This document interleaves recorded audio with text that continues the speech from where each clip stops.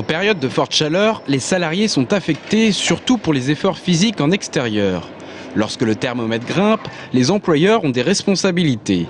Grosse chaleur et travail, que dit la loi? Le Code du travail ne prévoit pas de température limite.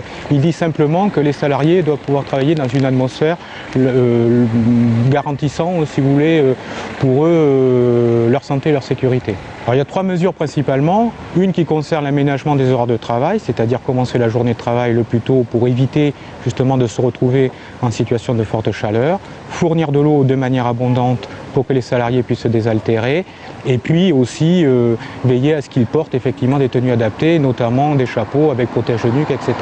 pour éviter justement le coup de chaleur. Ces mesures, comme l'aménagement des horaires, ne sont pas immédiates et elles sont parfois difficiles à mettre en place. C'est le premier jour de vraiment de chaleur. On ne nous a pas encore donné de créneaux horaires, mais peut-être pendant la semaine ou la semaine prochaine, on nous donnerait de nouveaux horaires. Les gens, à 6 h, ils dorment encore.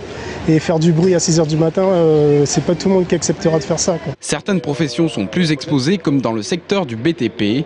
Lors de contrôles inopinés cet après-midi, les salariés disent disposer d'eau nécessaire, mais pas toujours fraîche. La sécurité ne connaît pas la chaleur et les équipements sont les mêmes, été comme hiver, même si certains sont tentés d'enlever une couche. Et pour ceux qui ne travaillent pas, ils préfèrent se prélasser en terrasse, faire les soldes ou bien se baigner dans la Loire.